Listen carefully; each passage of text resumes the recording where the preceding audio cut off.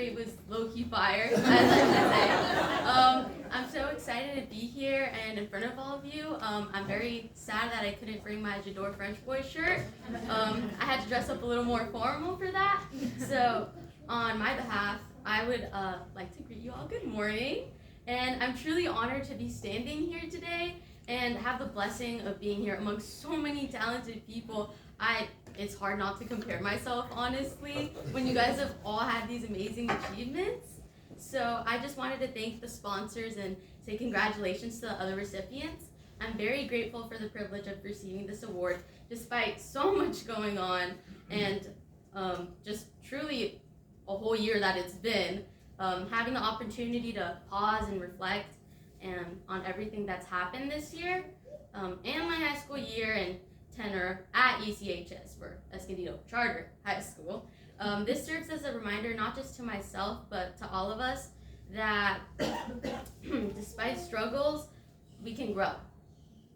I look back and see all the things I complained about, and now that I'm older, I can see the blessings in disguise that have brought me the miracle of today.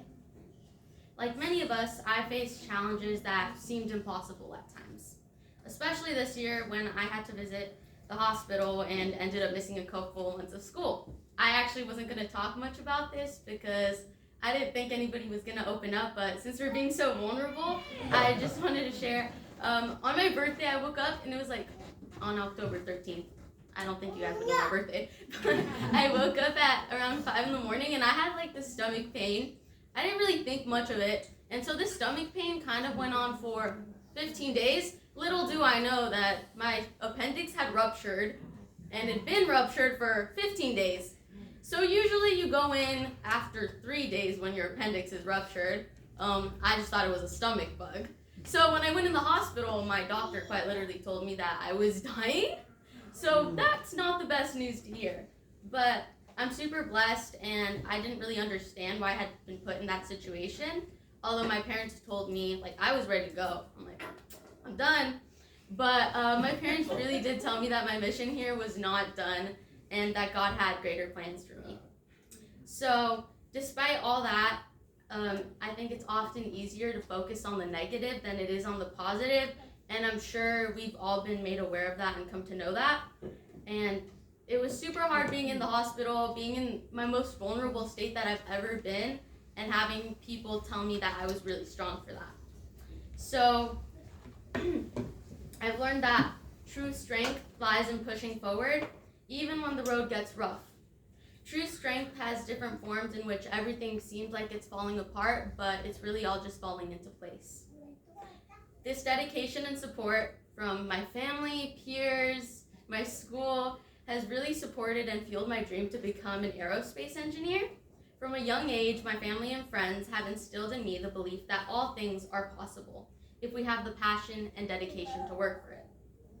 As I'm navigating my way through important decisions and all final events of senior year, yay, it feels like such a burden to carry at times, but in each thing I do, I look for reminders as to why I spend countless hours working so hard. The desire has stemmed from my never-ending curiosity and fascination with the sky. From the moment I spoke my first word, moon, my future was set in the stars. I've always found it amazing how constant and yet changing the night sky always was. How we can learn so much, yet still never fully comprehend the vastness of it all. As I work to make this dream a reality, it becomes more clear to me that just like the sky, growth is endless, and that it's a beautiful journey. I would not be standing here without the unwavering support of my God, who's always sustained me through all the trials that I've had in life, my family, my friends, mentors, and everyone who supported me along the way. Whether it was my parents spending countless hours with me, putting aside their own problems to be there for me, my mom saying, ponte las pilas, and my sisters, who I would definitely not be here without, Astrid, Yovis, shout out Fed on FaceTime, as well as my teachers who have been there for me, and my best friend who visited me every day that I was in the hospital. They've never ceased to believe in me. And my school has provided me with endless opportunities I would like to thank these people for believing in me, even when it was hard for me to believe in myself.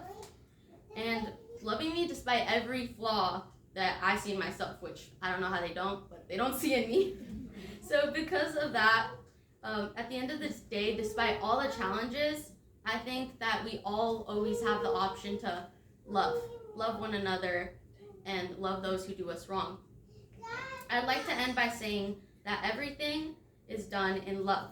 That everything that is done in love will always stand, because God is love. Proverbs 3:6 says, "In all your ways acknowledge him, and he will make your paths straight." Thank you.